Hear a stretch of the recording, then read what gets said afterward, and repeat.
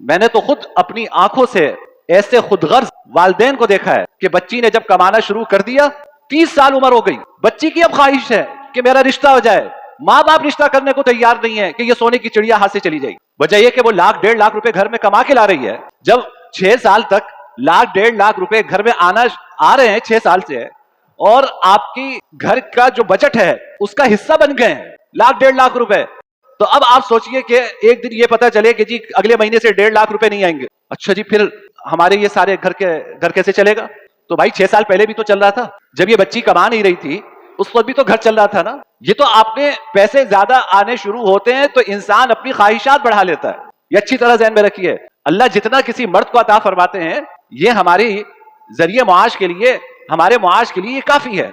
जितने पैसे ज्यादा आते हैं आपकी जरूरियात इतनी नहीं बढ़ती, आपकी ख्वाहिशात बढ़ती। पहले कभी बाहर महीने में एक मरतबा घर बाहर से